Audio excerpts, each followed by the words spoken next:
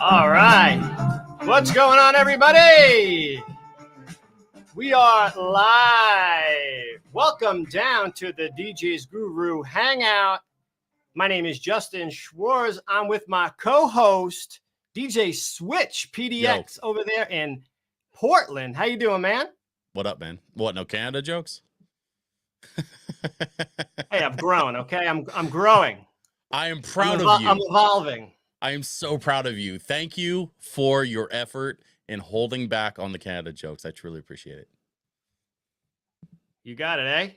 So today is Wednesday, July 24th. It's now 1:02 p.m. Eastern time, and we're excited to have on Shawn Hazan and Jim Tremayne and to talk today about DJX 24. We're doing a preview show on the DJ Expo 2024 edition. Switch, being that you're on the West Coast, question for you. Yeah. Have you ever been to the DJ Expo? Nope. You've never been there. So I've never been. I've heard amazing things and it looks like a ton of fun, but I've just never been able to make it out. Well, I can tell you from being at a lot of DJ centric shows now nationally, from my experience and my opinion, it is the best one. It's the biggest. Has the most going on. There's just so much to talk about. And I'm excited to just really dive right into it. And I'm also excited to kind of hear your perspective, and also to anyone who's never been there to kind of give them a point of view into what DJ Expo is like. So without any further ado, we're lucky enough to have Shawn Hazan from Hazan Media Group, which runs the entire show, and Jim Tremayne, who is the DJ Times and DJ Life magazine editor going back to the 90s and has so much information and knowledge behind him. So we're excited to bring these two gentlemen on. Shawn and Jim, how are you? How you doing? Hey, guys. Thanks so much for joining us today. Thanks. And I'll hold off on the Canada jokes. I was going to say I had one prepped. Wow. Do you? All right. You know what? My hands are up, but I can't speak. I can't control other people. Do your worst. Let's hear it. Come on. No, I'm just kidding. Yeah. No, I like Canada. In fact, when I go to Canada, my favorite thing to do is go to the pool hall, and I challenge people to a game. And if the loser has to sing the other person's national anthem. So, that's amazing.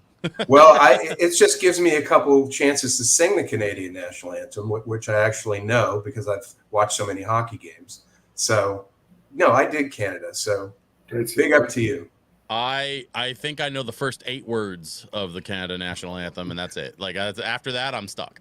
Most people know too. Oh, Canada. Yeah, that's the best part, right? So, from baseball games. Well, thank you guys for joining us. We're going to kind of dive right in and start to talk about the happenings, really. But before we do that, I want to say hello to our audience, say hello to everyone watching on YouTube, Twitch, Facebook. And I want to pose a question to our audience. And the first question is going to be, have you ever been to DJX before? So let us know in the comments, have you ever been there before? If not, why? Why not? Let's hear it. Have you ever been there before? So let us know. And Shawn, Jim, I think we're going to kind of just dive right into it and ask you, what's new for 2024? Well, first, let me just say that DJX runs August 5 to 8 at the Hard Rock Hotel and Casino in Atlantic City. And you can get all the particulars at djxshow.com. What's new this year? A lot of new things. Shawn can tell you about what's new on the exhibit floor. I can tell you that we're going to have new sessions that run between the after dark sessions, which begin usually like 9 o'clock, 8 or 9 o'clock. From 6:30 to 8, we're going to have special get-togethers with big brands on Monday from 6:30 to 8. We're going to have a get-together with QSC with food, drink, and entertainment. And then the very next night at the same time, 6:30 to 8, we're going to have Alpha Theta doing the same thing. And they're going to be bringing DJs and showing off gear and food and drink there. We have 37 seminars.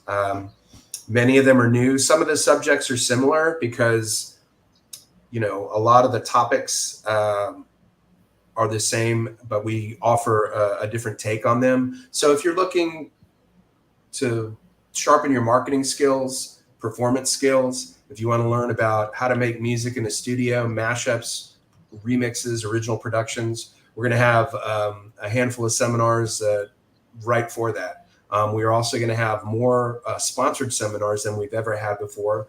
And we think that's a good thing because it gives attendees the opportunity to meet in an exclusive environment with the brand, and the brand wants to meet the audience. So whether it's, Mixwear, Alpha Theta, Carnival Cruise Lines, Vibo, some of the other DJ Studio, they're going to have exclusive seminars there that give attendees a hands-on to what they're doing. So we're very excited about that.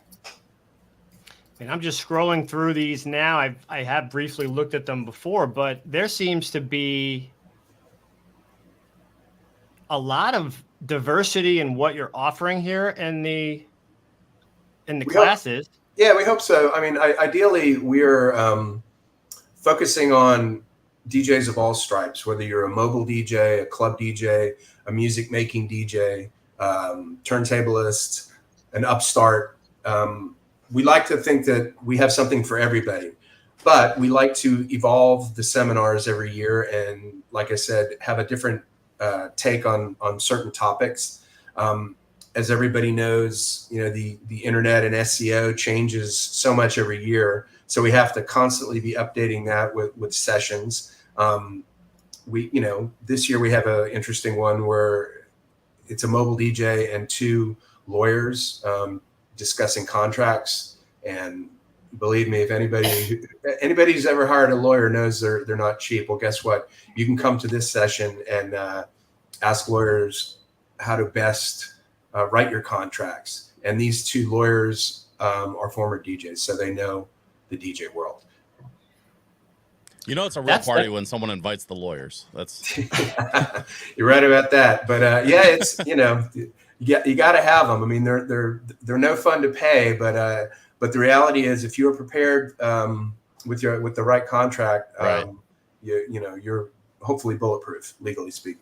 I did a seminar one time, and somebody in the crowd was like asking me about something legal related, and I made a joke about lawyers, and somebody else was like, "Hey, why you gotta be mean to lawyers like that?" And I'm like, "Look, I'll make jokes all day long, but the reality is the only thing worse than having a lawyer is not having a lawyer." Canadian lawyer. Well, no, not having a lawyer. Like, it's true. The minute you need one and you don't have one, that's a bad day. Right. So, and the moderator of this seminar, Mike Walters, a well-known mobile DJ from New Jersey, and he will explain the situation where that really gave him the idea for this session. We talked about it, and I thought this is perfect for the expo. We've had attorneys on in the past, but this one will be. I think it'll have a little spice to it. I think people will enjoy it, and they'll get something out of it. Yeah, and finding lawyers that have DJ experience, that's great.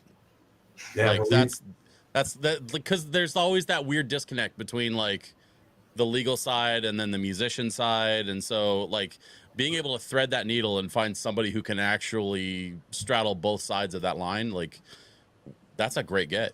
Yeah, and that's something that we're looking at, and on a lot of levels, whether it's legal, whether it's financial, whether it's other professional services, that there are so many independent DJs that are in the market, certainly just even in North America alone, that there's not a lot of aggregated buying power, and being able to work with, whether it's through education, what Jim is doing, which is a great topic, maybe sometimes not the sexiest, but certainly amongst the most pragmatic and needed.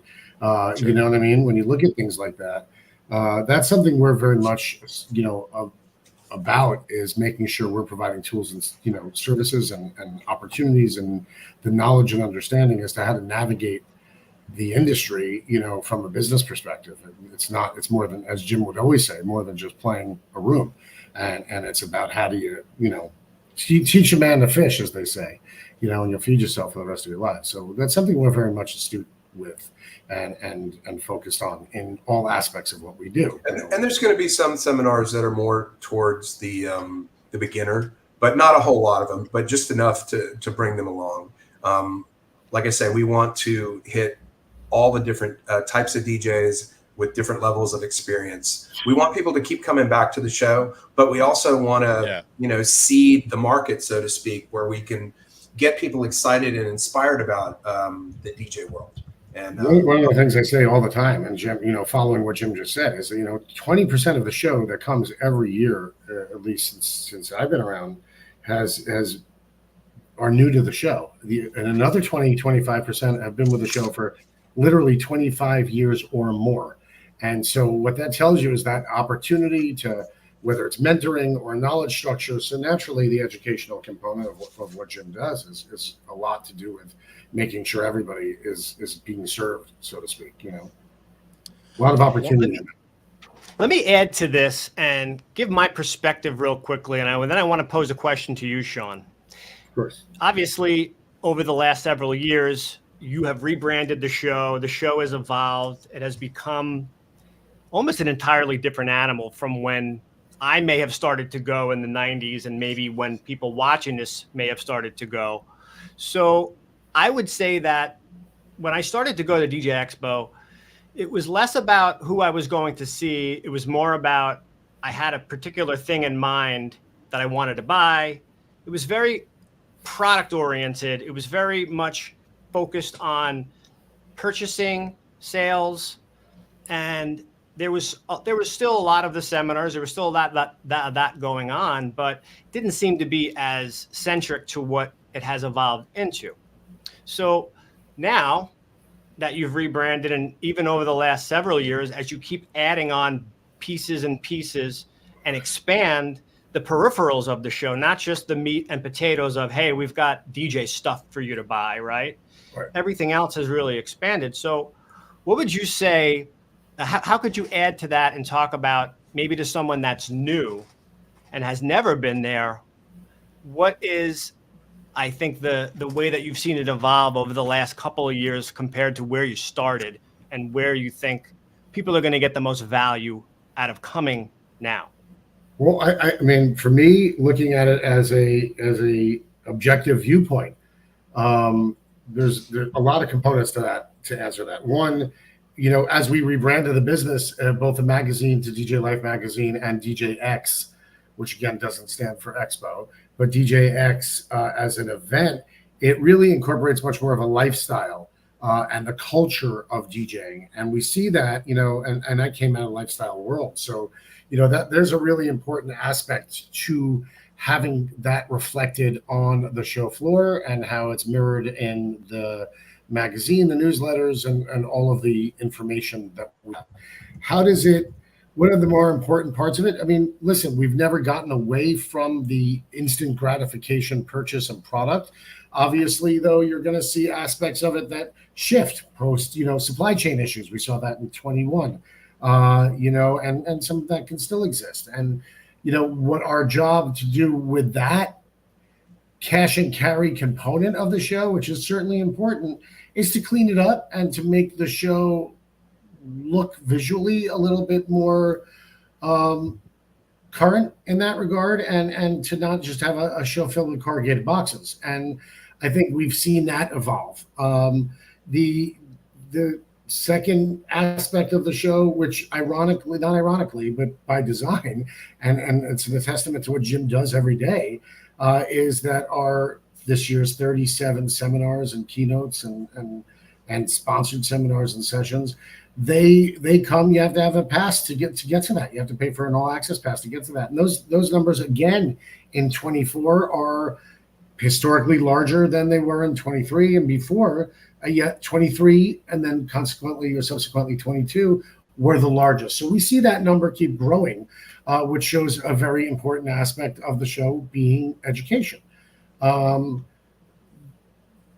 after dark experiences, are also a networking opportunity. Jim had referenced some twilight timeframes. We've launched something this year called Sunset Sessions, which we'll get back into when we go over the floor and the newness. But I still think the most important aspect of the show is the sum is not always greater than its parts, but in this case, the congregation of DJs, the community that they create, the ability to see each other, people taking vacation time from what they regularly do if they're not a full-time DJ to come, that continues to be something that's outstanding to me, and the community aspect of it. And so what we try to do with the floor and not only show you the newness that we're doing with the floor, but we try to create those community components and activations and lifestyle experiences and events and happenings that exist every day on the show floor, and that carries through the show. So we try to do it with purpose. Out here on the West Coast, we have the NAMM show, and it's a big DJ presence at that show, but it's not a DJ show. That's right. There's a lot of other non-DJ stuff that goes on at NAMM. Right. And that's one of the things that really caught my attention about DJX is that it is very much DJ focused. It's even in the damn name. DJs that want to learn more about DJing and spend time around DJs and only DJing, that's seems to me like what DJX is really focused on. Before Jim jumps on that, because I know he wants to, I'm gonna say this to you. He's salivating. But that is that's our kind of a tenet for us, is we are about DJing. That we're not about violins and we're not about other industry categories. And where they that stuff's impact great, the DJ and intersect the DJ, of course, it's periphery business. But Jim has been here since its beginning, can say more about it. But we're a DJ show, a DJ magazine. We've had other properties. Our goal is to focus as these two sibling products that we have in that space, specifically on the DJ world, and pay attention to that category. Yeah, and the big difference, other than the type of gear that's shown, biggest difference between NAMM and DJX is that NAMM is a show for dealers and retailers, and our show is more for end users. So that's a big That's part. important. Yeah, we think so. I mean, we do have retailers on the show floor, and some of the retailers we have are some of the best DJ specific retailers in the country. We believe they are amazing. They have amazing knowledge, and they impart that knowledge. In fact, we have a seminar the very first day that's all about shopping for DJ equipment, and we talk about the trends. So that's a big Monday seminar that we do. We talk about all the gear. We talk about what's happening, deals that are happening in the DJ world, deals that are not happening, as we know. So we'll touch on all of that stuff, and right. It's usually a pretty lively session. But all the gear that is for any type of DJ, we believe that we have it at the show. It can be playback, it can be PA, it can be lighting, it can be video, it can be accessories, it can be apparel. Any and everything we have for DJs on the exhibit floor. And going back to what Justin's question was before, is that an expansion of the floor is to Jim's point about the retailers in our community. We're noticing more and more retailers are coming to the show where, they'll represent brands, of course, on the floor, and as they have that relationship, but they're also shopping the floor. They're not just in a booth representing a particular brand. They're actually shopping the floor. And one of the things we like to have about our show floor is we'd like to see 15-20% of the show every year be a new product that has not been shown at DJX or new to the industry. So it keeps an interest level and has an equitable opportunity for brands to do business, because, you don't want to come shop the same thing every season. Yeah. No, and as we're talking about the show floor, I think it's a good time to maybe mention some of the featured exhibitors. And I'll also add in that what I've also noticed over the last several years is there's absolutely product, but there's been a lot of intellectual software and other peripheral micro brands and brands that have come into the show that help in the DJ industry or the events industry. So for example, booking software, or like you mentioned, Vibo before, they do music management software Simple. Yeah. So like there, not only can you go and buy your DJ setup, you can then get everything you need as far as the services to run your DJ company, and you can get a lawyer now too. Wow. So it's like a one-stop shop, in every sense of the word. So now that I said that, can you talk about some of the featured exhibitors this year, Shawn? Well, yeah, I mean, I want to talk more about, listen, you have the new and the old and the traditional that are there and all of that. I think one of the highlights that add to your comments, certainly on the technology side, and it's not all technology, but we've launched something this season called the Edit Studio. The Edit Studio is a new concept to the show.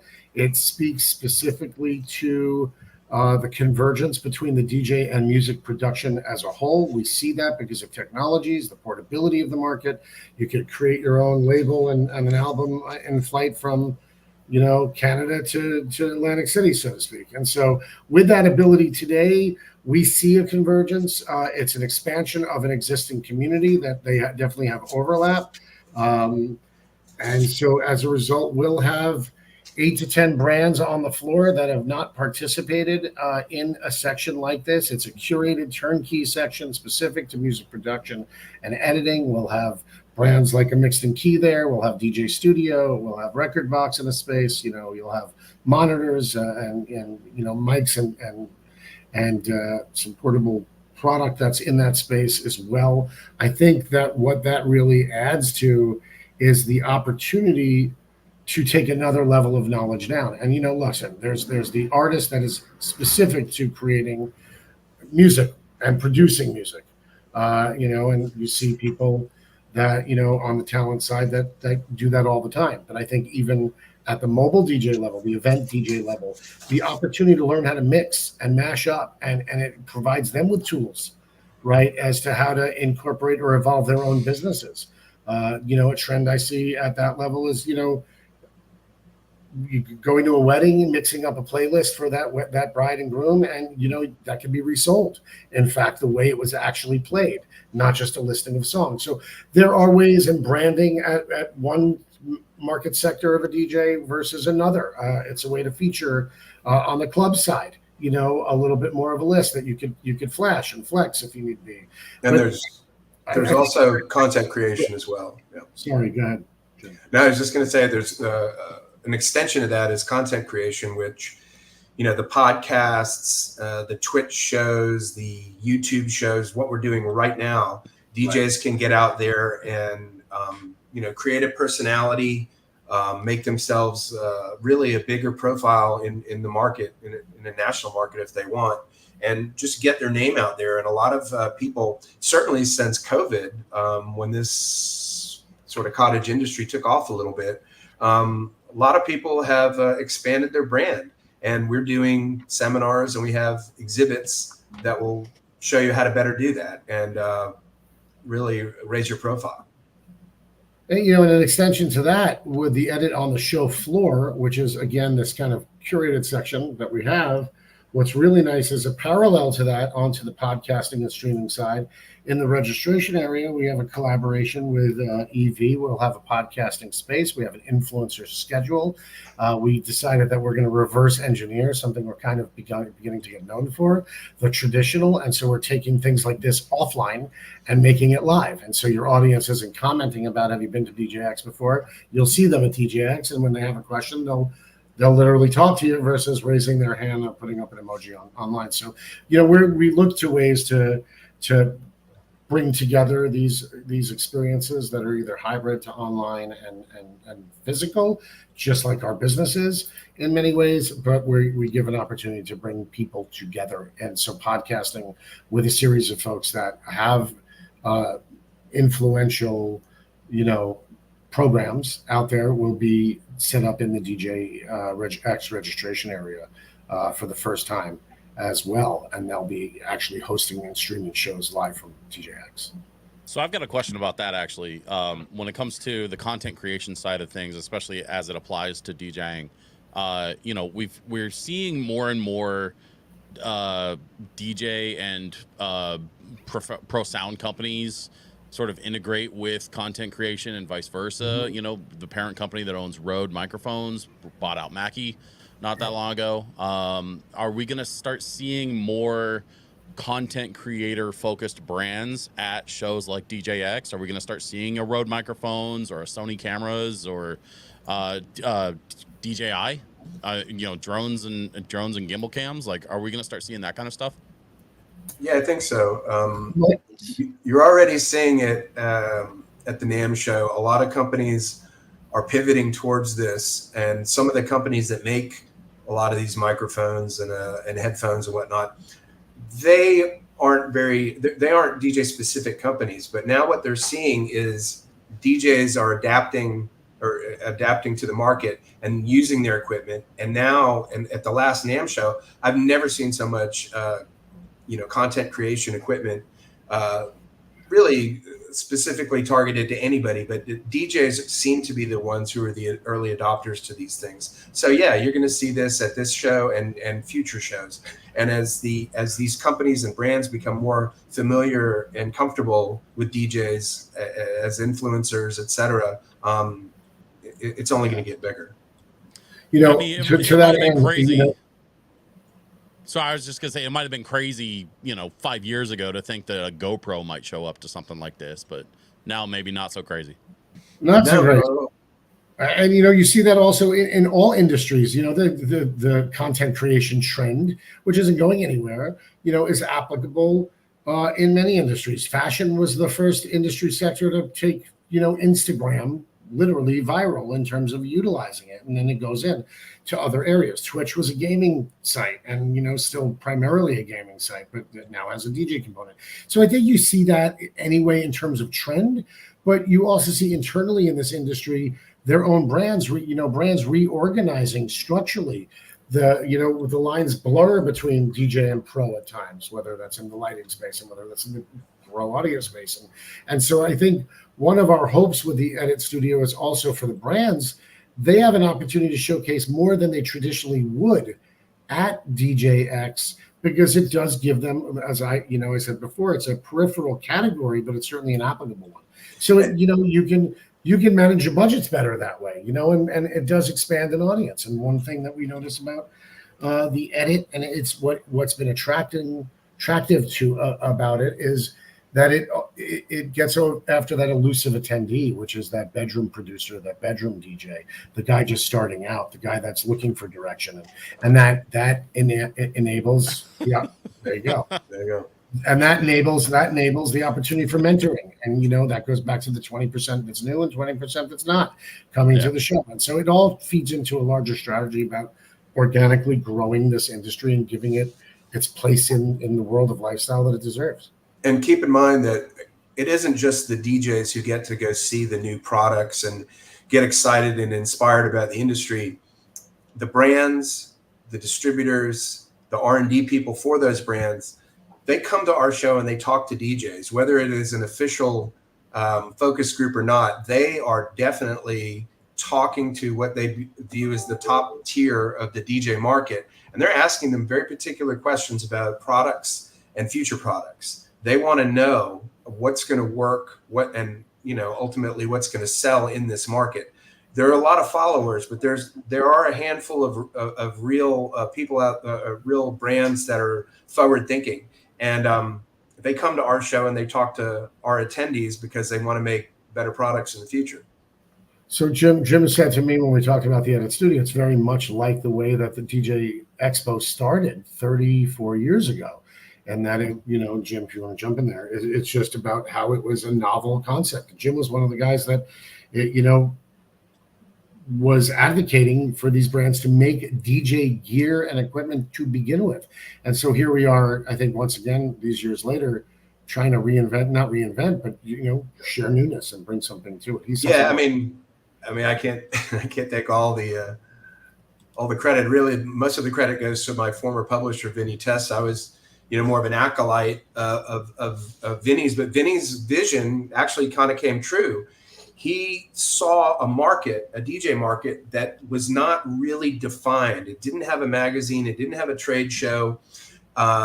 He kept going to events where he saw DJs bringing, turntables and power amps and PA systems and lights and accessories, et cetera, et cetera. And he thought, gosh, this market really needs a magazine and it needs a trade show. If you tried to buy DJ specific equipment back in the day, you couldn't really get all of that stuff in what we call now an MI store. You had to go to a consumer place to get turntables. In New York City, where I live, Canal Street is really where all the wheeler dealer, back in the day, if you wanted to get, like a Walkman cheap, you'd go down to Canal Street and you'd make a deal with somebody. Well, that's where you would also get the turntables. That's where you would get the early Gemini and Newmark mixers, some of the other brands. They were not in the 48th Street stores that were selling guitars to Ronnie Wood and Keith Richards. They were down on Canal Street. So Vinny looked at this and thought, this is nuts. The DJ is a customer. He's a real customer. He has a lot of buying power. We are going to create a platform, with a magazine but also a trade show where we're going to bring everybody together and essentially hit some of these brands over the head and explain to them the buying power that the DJs have. And over the first few years of DJ Times and in the early 90s, we used to go out to the West Coast very often and meet with, let's say, particular PA brands. And they would tell us straight out, we don't like DJs. I'm a real musician, and DJs are taking business away from real musicians. And so I would lick my chops and say, let me show you some DJs who have bought 20 pieces of your equipment on the East Coast. Let me show you another guy who has, 15 pieces of your power amp. And they didn't know anything about this. And cut to the next scene, within 3 or 4 years, they were making powered loudspeakers specifically for DJs. And it wasn't just because we were out there flying the flag. It was we were really showing them something that they didn't quite understand. And that is really the legacy of DJ Times, DJ Life, and DJX and DJ Expo.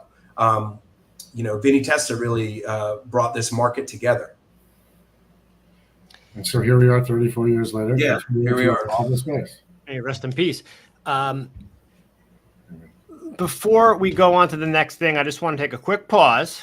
And that was really great, Jim. Thank you for sharing that.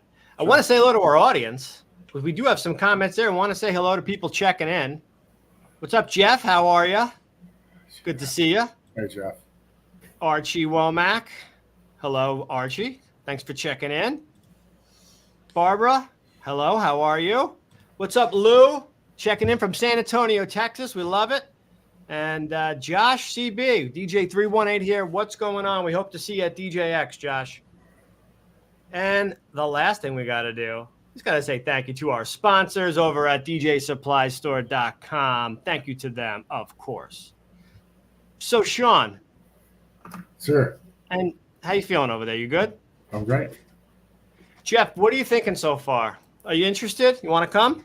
Interested. Yeah. I mean, like I said, it's incredibly important, especially for a culture that was built on passion, a culture that was built on, like Jim was talking about, piecing together the to fit the needs and going outside of a bubble, like having to go and buy power amps from people who weren't making power amps for DJs. They were just making amps, and DJs would find a use for them.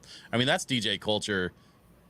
All the way back to the beginning, right? In the 70s, like when the hip hop stuff was starting up, and when DJs were starting to really kind of like make their own culture out of this thing. Yeah, I know radios and DJing and stuff goes back earlier than that, but really it's that DIY attitude that kind of started DJ culture. And then to know that all these years later, there's still a show that is for DJs, that is DJ specific, and that anything that's attached to that show is going to be attached through the lens of how does this benefit DJs? And like we've been it's important. And we've been very fortunate that the music has evolved to the point where most of the DJ-led musics, whether it was hip hop or rave music, which evolved into, I guess, EDM, and then all of the different offshoots of hip hop, trap, etc. You hear this all in pop music now. Yeah. My friends back in Athens, Georgia, don't like to hear this, but there are no big rock bands anymore. Kids coming out of high school and in college, you ask them what they're into, and it'll be David Guetta, or it'll be Beyonce, or it'll be something that is, the music is very DJ specific or DJ driven or created by a DJ. That culture has evolved dramatically in the last 50 years, but certainly even more in the last 20. It's a DJ's world these days, and it definitely doesn't break my heart to see that. The work that I've been doing. Go ahead. Sorry, Shawn, just real quick. I just want to add to what Jim was saying. The work that I've been doing lately is actually in the other direction. I've been working a lot with lo-fi, and I've been working with a lo-fi production label out of Seattle. And, even that chill stuff that like took off like a rocket in, the last few years after the thing that happened that we don't talk about, right, in 2020. Lo-fi music took off like a rocket, and there's a lot of need for producers and artists and DJs. But not only that was the studio component of the DJ world is really what was selling at that time. People were buying microphones, interfaces, software, because obviously there were no gigs. DJs who wanted to make music or wanted to learn how to make music or spend more time making music, guess what? They had the time. So that's what happened. A lot of, 2020 was horrible for a ton of reasons, but the only upside was that DJs did have some time to hone their skills, make their music, and learn new skills. Exactly, and take this thing in another direction. It always kind of mutates and evolves, and that's where we are now. So what you're all talking about is trend, right? It's trend and lifestyle trend, and what's happening, and what sticks, what doesn't, what's got a shelf life, and a show is only going to be a magnifying glass to the industry in which it represents. Our belief, and speaking to the word passion, which we have a lot of, that I said it before, I've said it a couple of times this year. This is a show produced by DJs for DJs, and Jim himself was once a DJ, and we have staff that's in that space. But for us, it's about the passion that y'all have, right? And honing that and leveraging that on the lightning rod to influence culture and lifestyle. And you see that every day.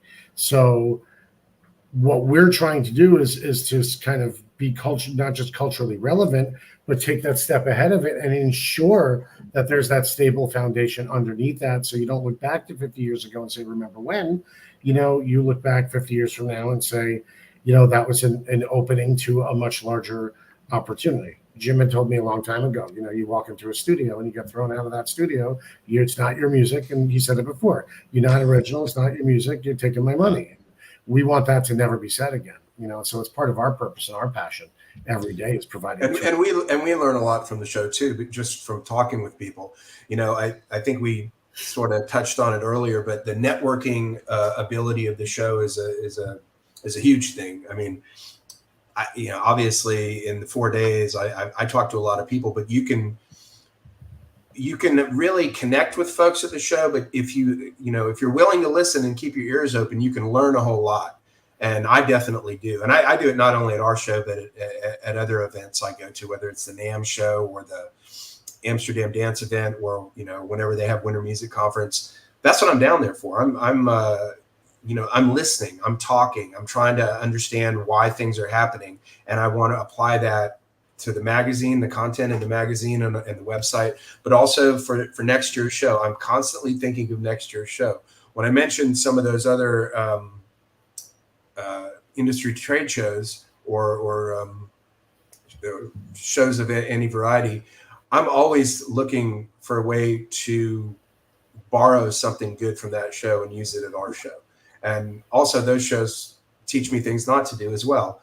So, but as I said, my ears are open, and the really smart attendee comes there willing to learn and leaves either with some knowledge that they can take back to their market and use, or just simple inspiration, which also goes a long way.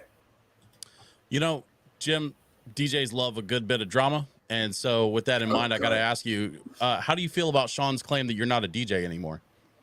Do you have a response for that? It's a fact in the sense that I'm not playing at Lennon's Irish pub anymore. But yeah, yes, thanks, Dick and Barbara. That was great. Sorry, Jim. No, it's cool. But the reality is, I have a fight later. No. The reality is, I have a DJ rig in my place, and I definitely get on the rig and play.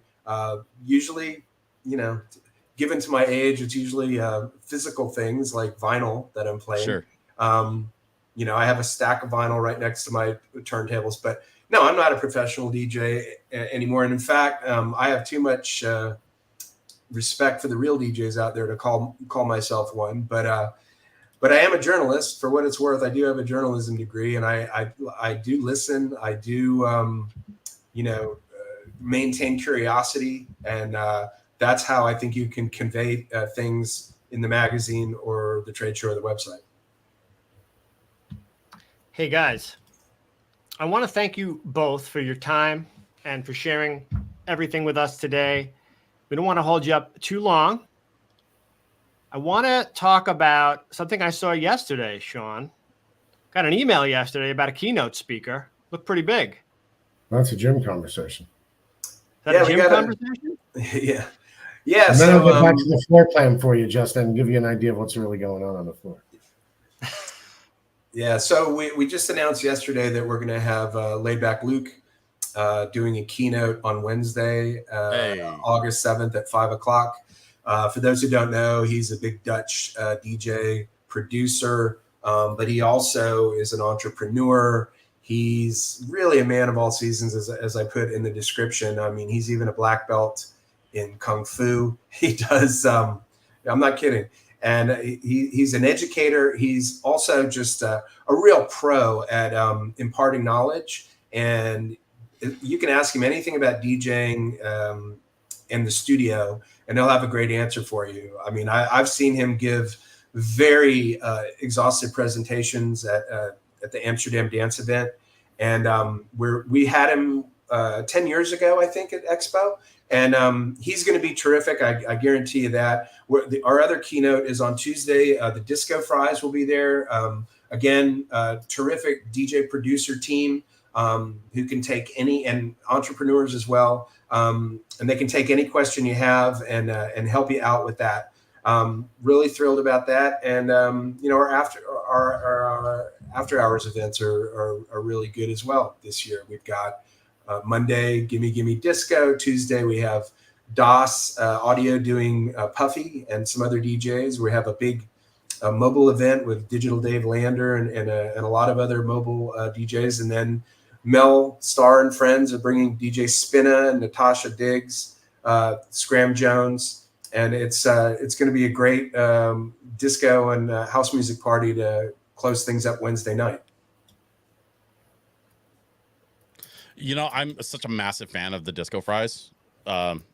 Almost anything that they produce, it says Disco Fries remix, Disco Fries bootleg on the end of it. Like, I'll almost always grab it just because like their vibe, their style, their taste has so aligned with mine over the years that like at this point it's almost a given that if it says Disco Fries on it, I'm gonna grab it. Yeah, those guys went to Berklee College of Music, but they're not like some of the music school people I've met. They're they're very down with the street, and they understand what's going on. But they also have the chops. I mean, they're incredibly talented. They, like I say, they can impart all this knowledge to you. Musically, they've worked with Tiesto, you name it. They've worked with them, and we're lucky that they're on the East Coast and they're available that week. That's awesome. That's awesome. So what else do we have going on that we can get excited about? that you can tell us about? Well, like I said, there's Those are some pretty big 37 names. seminars. We're going to have the biggest brands in the DJ world on the exhibit floor. DJs are going to have the opportunity to meet the teams from all the different brands. You can get Q&As with some of the most talented DJs in the business. You can step up to the plate and ask some questions. Parties at night, networking opportunities. We're right on the boardwalk on the Atlantic Ocean in Atlantic City. So there's it's a 24-hour city. It's a whole bunch of fun. You know, you got to find a time to get some rest. But yeah, it's like I said, this is 34 years of doing this, and you know, we listen to our audience, and they love Atlantic City. It's sort of the midpoint of the East Coast, and the East Coast has the most DJ sales, the most DJs who make the most money. A lot of reasons to do it on the East Coast. People can drive 5 hours and less from almost half the country. So, you know, come on down and learn some things, buy some things, and become inspired, we hope. One of the really cool things that I like about it is, and we talked about the community and the networking aspect of it before, and you just mentioned for attendees, they have the opportunity to go through the trade show floor and talk to and meet all the representatives of the brands and the retailers, but they don't just go to the show floor. Like when you go to the parties at night, a lot of the same, I'm not saying everybody from the manufacturers go, but you get to see the big wigs from these different companies in a different element, you know, and you get to see them in a more organic way. And they're also sponsoring some of those very same events. So they're definitely going to be there. Yeah. But you get to see them and understand, like they're people just like you. A lot of them are DJs or work in the same place that you might have at one point. And I really like that when because I've been at these parties where I'm looking to my right and I see, you know, an old customer, and I'm looking to my left and I see a guy I used to work for. And then I look to my right and I see some famous DJ that, you know, I looked up to when I was growing up. So it's a really cool atmosphere from the time you wake up to the time, hopefully, you go to bed. So some people don't. Yeah, that's true. Bring your business cards, kids. Network and get your name out there. Glad hand, do what you got to do. I always remember there was a DJ who would always tell stories. He would be on like the remixer producer panel, and he'd tell everybody in the room. He'd say, "Listen, I was in the audience 5 years ago. Now I'm on this panel because I have followed a path of passion. I've followed my heart. I wanted to make music. I wanted to travel. I wanted to be a global DJ. I got to do this." And part of it started by coming to DJ Expo and making all these connections. And there's a lot of value at the show for you, no matter what kind of DJ you are. And so the things to get excited about when you look at that is that the floor hopefully is a reflection of everything you get throughout your experience on the campus, right? And that's what you have, whether you're level 2, level 1, outdoors, indoors, and what have you. To get into a few of those things, Jim had mentioned before, we're launching Sunset Sessions. We have the edit studio on the floor. Sunset Sessions is the space between the show closing and, you know, what do you do for that hour and a half or 2 hours prior to after dark begins? And so now we have events with cocktails and hors d'oeuvres that we're working with brands to, you know, supply or to be a part of the DJ community. Sunset Sessions isn't about headbanging. It's about the opportunity to continue to network and communicate with people. And there's our first night. And, you know, our second night with Alpha Thetas being announced, you know, today or being put out there today. So we're excited about that. We have something on the floor called the DJX Annex, which will be a meetup space for the first time on the floor. That will be balanced by a bar on one side and Luther. If you've seen the email that we sent out on Luther, if not, come down and meet Luther. Luther is probably amongst the trend in mobile DJ booths, the most elegant and escalated DJ booth that you'll find. It's a military grade Humvee that's street legal. There have been some very high profile celebrities that have taken that thing through lower Manhattan. It's owned by a guy that has a studio. That's a very cool environment. that's also an Airbnb. But Luther will be coming to Atlantic City. He'll be available to meet Luther. You'll be available to meet Luther. It's a photo op. It's an Instagram moment, but it sits next to the DJ Annex and the meetup space, which is the opposite side of the stage. We have a DJI jewelry bar that will be on the floor, a DIY jewelry bar, pardon me. Make your own jewelry and necklaces specific to the DJ. We'll have a wedding lounge on the floor for the first time that will be co-sponsored by the Wedding Pro, and they'll be supplying, coffee and tea service at certain parts of the day. Our friends at Chauvet are doing an ice cream sweet spot. Quick question. Sorry to interrupt. Will there be bridesmaids in this lounge? We're going to get there next time because we do need to, to balance that out. So we're working with a company in New Jersey on that exactly. Groomsmen too, of course. We're looking for. We're bringing back the vinyl shop. You saw that last time, Justin. I think you commented on that. We have the vinyl shop, the concept shop, which we're bringing back. We have a portable lounge again that's coming back this year. We'll be entering a portable battle that anybody can enter on site. They'll be registering in the portable lounge space. Demo rooms. What's that? Demo rooms. Yep, we got the demo rooms. We've got more than we've had in previous years on level 2. So that'll be there. Couple more activations that we haven't yet mentioned or put out there. We'll have some book signings that will be announced on site. So we're excited to bring, and then of course we've got an amazing grouping of people on the stage this year that in terms of stage performances that we're really excited to feature. And Layback Luke, which was brought up before, will be one of them who will be entertaining us, as well as some other really talented DJs that we'll see on site. We have the next summer camp, which we're excited. We have master classes we've launched this show. We're excited about that. For those that haven't registered, there's still a few spots left there. I would suggest you do that. Giveaways are stronger. The ultimate giveaway looks better than it ever has. I know that's a moment that people really love. Yeah, at the end of the show, if people don't know, we have a massive giveaway. We call it the Ultimate DJ Giveaway. We've been doing it since the 90s, where sponsors give some of their best equipment. And I don't know what it adds up to, but very often it would add up to over $10,000 worth of equipment. It's the very last thing we do on the trade show floor. We basically pull a name out of a hat, and one lucky winner gets to take home all that gear or have it sent to him or her. And that's always a way to finish the show with a bang. I don't hate that. So everybody loves it. You must be present to win. And to add to that, we have people that are taking stuff off the floor during the show, but certainly that DJ, that ultimate DJ winner or the daily DJ winners will actually for the first time have a cart service that's also sponsored on the floor. You'll see that you'll actually be able to not have to carry corrugated boxes over your shoulder and dump them into your van. We will actually have a cart service that will help you that you could use and bring that product from Rock and Roller, who will be on the floor, as well as Loomis Insurance, who's providing that. So we'll save our backs and bring your product out there. We're excited. We're excited about the aspects of the show. What we're seeing is people and brands engaging in the show experience.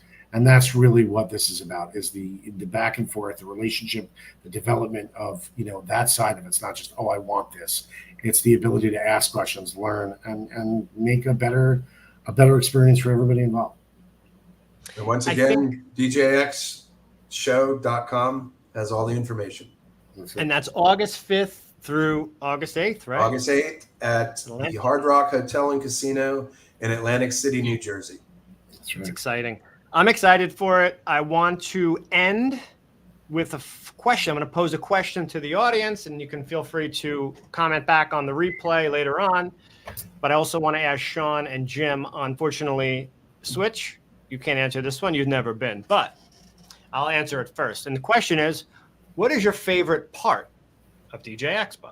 DJX, right? My favorite part, what'd you say? If I'm honest? Yeah, I'm gonna answer it first, and Jim, you can go, and Shawn, you can end it. But I'm gonna just say this. It's very simple. The people. there are people that I see at DJX that I only see at DJX because of proximity or whatever. And not only is it people that I know, but I always meet somebody new that maybe I didn't ever meet before, but I knew their name. There's always a connection that I make that I take with me after I leave. So very simply for me, the people is my favorite part of DJ Expo and seeing everyone that I get to see. What about you, Jim? I'll go with the people as well. Part of it is I have writers who come to the show that I only get to see there. There are people that I find personally inspiring that I get to see every year. I mean, the portion of the show that I enjoy the most is probably the after dark parties, just because I can relax and actually talk to people. I'm not running around like a lunatic trying to make sure that seminars start and end on time. So yeah, I would say that's probably my favorite part. And then my other favorite part is when I get back to New York and I sleep for about 18 hours. That's the other favorite part. Ha, I bet. Hey, Switch, we finally got something to load. We want to show everyone before we end this. So, Shawn, you can probably talk about this best. And then I want to hear your favorite part of DJX. Go for it.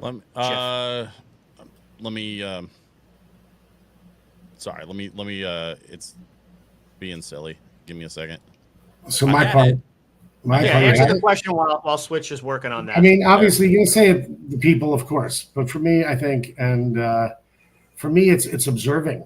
You know, being able to produce an event, and this is an example of what the event will look like in an area that Jeff's got up on the screen, is you know, all the components of the show and the well-balanced aspects of it. What I like to watch, and I think I can speak for my partner when I say this, is watching everybody interact and seeing the passion, certainly learning and communicating with people about, you know, what we could do to help the market and the industry. But I think for us, for me specifically, it's knowing that we produced an event that people look forward to, that they've learned from, that they've gained from, they've walked away with something that they could take with them. To me, that's, you know, and Justin, I think that's part of how our relationship began when we started talking. It's really based on that and extending, you know, the conversation, kicking tires, but watching people come away from that experience with a smile on their face or with something that was, you know, they remembered, or another memory that they could share and look back on, to me is really important. And this floor that you're looking at is an actual illustrated depiction of the show floor. It gives you an idea of where things are. It's a bit different than we've seen in the past. Just, I know you commented on the merchandising of the show floor last time. The show floor is, you got Broadway now. I love it. We got a Broadway there. We've got, we've expanded to the walls at this show, so you're going to see an experience that's larger. But if you look towards the bottom and, you know, even towards the screen, you have all these activities that are going on, whether that's the annex and the meetup space, or Luther, the influencer space outside, and photo opportunities and ice cream, you know, hours and coffee hours and opportunities to just engage and develop level twos. You've got our seminars and you've got our demo rooms, and, you know, that adds a lot to it. We've got book signings, as I said before. So there's a lot of elements to the show. To Justin, I guess is a good way to close it. That you started, how has it evolved?